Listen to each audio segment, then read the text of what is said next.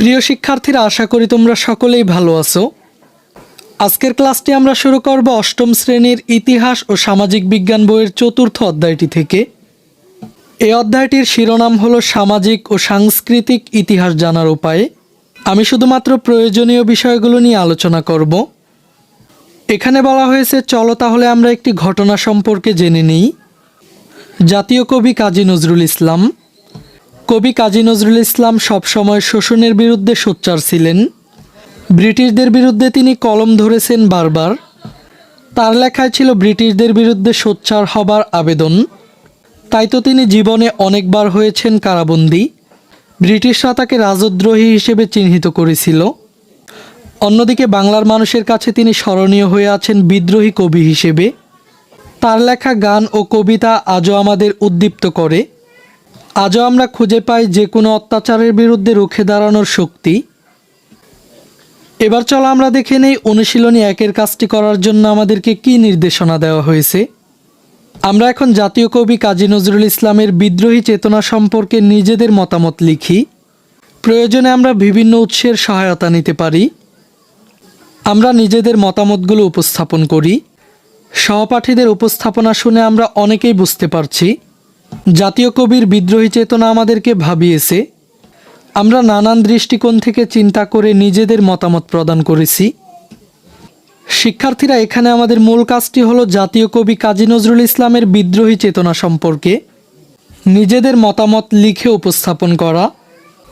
তো চলো আমি তোমাদেরকে এই কাজটির নমুনা সমাধানটি দেখিয়ে দিচ্ছি। জাতীয় কবি কাজী নজরুল ইসলামের বিদ্রোহী চেতনা সম্পর্কে নিজের মতামত। কাজী নজরুল ইসলাম ছিলেন বিদ্রোহী। অন্যায়ের বিরুদ্ধে সোচ্চার ছিল তার কণ্ঠস্বর।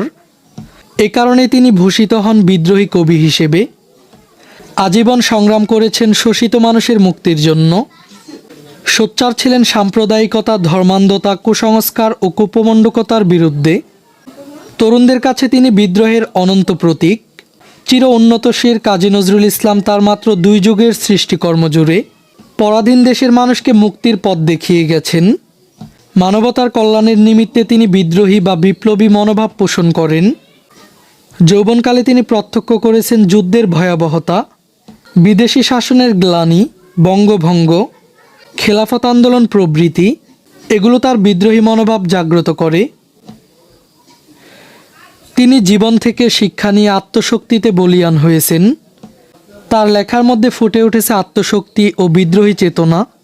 তিনি দেশের মানুষকে রক্ষার জন্য বিদেশি শাসন শোষণের বিরুদ্ধে বিদ্রোহ ঘোষণা করেছেন। তিনি তার বিদ্রোহী কবিতায় বলেছেন, আমি দুর্বার, আমি ভেঙে করি সব চুরমার, আমি অনিয়ম উশৃঙ্খল, আমি দলে যাই যত বন্ধন, যত নিয়ম কানুন শৃঙ্খল। কবিতার মতো সঙ্গীতেও নজরুল মানুষকে বিদ্রোহের পথে এগিয়ে নিয়ে যাওয়াকেই তার প্রধান অন্বিষ্ট বলে বিবেচনা করেছেন। নজরুল হিন্দু মুসলিম ভেদাভেদ ভুলে গিয়ে মানব ধর্ম লালন করার কথা বলেছেন।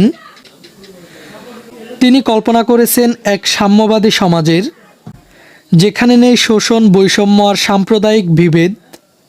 তিনি ধর্মীয় ভেদাভেদ ভুলে মানবতাকে সবচেয়ে বড় করে দেখার জন্য মানুষ কবিতায় আরও বলেছেন, মানুষের চেয়ে বড় কিছু নাই, নহে কিছু মহিয়ান, নাই দেশকাল পাত্রের ভেদ অভেদ ধর্মজাতি, সব দেশে সবকালে ঘরে ঘরে তিনি মানুষের জ্ঞাতি। এটি হচ্ছে মূলত একটি দলভিত্তিক উপস্থাপনা। শ্রেণী শিক্ষক শিক্ষার্থীদের কয়েকটি দলে বিভক্ত করে দিলেন। তারপর তিনি মজার একটি অনুসন্ধান প্রক্রিয়ায় তাদেরকে সম্পৃক্ত করলেন। চলো নিচের ছবিগুলো থেকে পহেলা বৈশাখ, বাংলা নববর্ষ ও শোভাযাত্রার ইতিহাস নিয়ে দলভিত্তিক একটি লেখা তৈরি করি এবং তা শ্রেণীকক্ষে উপস্থাপন করি। এই কাজে তথ্য সংগ্রহের জন্য তোমরা ইন্টারনেট ছাড়াও বাংলাদেশ জাতীয় জ্ঞানকোষ, বাংলাপিডিয়ায় প্রকাশিত এবং এই বইয়ের শেষে পরিশিষ্ট অংশে উল্লিখিত তথ্য থেকেও প্রয়োজন মতো সাহায্য গ্রহণ করতে পারবে। তো এখানে আমাদের মূল কাজটি হলো দলগতভাবে অনুসন্ধানী প্রক্রিয়ায় পহেলা বৈশাখ, বাংলা নববর্ষ এবং শোভাযাত্রার ইতিহাস নিয়ে দলভিত্তিক উপস্থাপনা তৈরি করা। তো চলো আমরা এই অনুসন্ধানী কাজটির একটি নমুনা সমাধান দেখে নিই। এখানে আমাদের অনুসন্ধানী কাজের বিষয়বস্তু হলো পহেলা বৈশাখ বা বাংলা নববর্ষ ও শোভাযাত্রার ইতিহাস। এরপর অনুসন্ধানের প্রশ্নমালা। প্রথম প্রশ্নটি হলো পহেলা বৈশাখ বা বাংলা নববর্ষ কিভাবে প্রচলন হয়। এরপর দ্বিতীয় প্রশ্নটি হলো শোভাযাত্রা কিভাবে প্রচলন হয়। এখানে প্রথমেই রয়েছে পহেলা বৈশাখ বা বাংলা নববর্ষের ইতিহাস। আমি তোমাদেরকে স্ক্রল করে দেখিয়ে দিচ্ছি। তোমরা তোমাদের খাতায় নোট করে নিবে।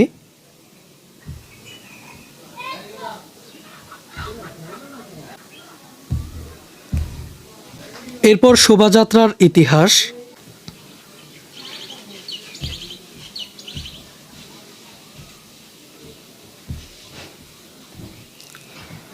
তোমরা এগুলো সুন্দরভাবে লিখে নিয়ে শ্রেণীকক্ষে উপস্থাপন করবে।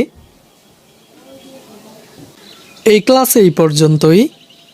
পরের ক্লাসে আমরা এই অধ্যায়টির পরবর্তী কাজগুলো নিয়ে আলোচনা করব। শিক্ষার্থীরা, এই ক্লাসটি তোমাদের কাছে কেমন লেগেছে তা আমাকে কমেন্ট করে জানিয়ে দাও। আর পরবর্তী সকল ক্লাসগুলো নিয়মিত পাওয়ার জন্য চ্যানেলটিকে এখনই সাবস্ক্রাইব করে রাখো। আচ্ছা, ঠিক আছে। Bye bye tata good bye गया।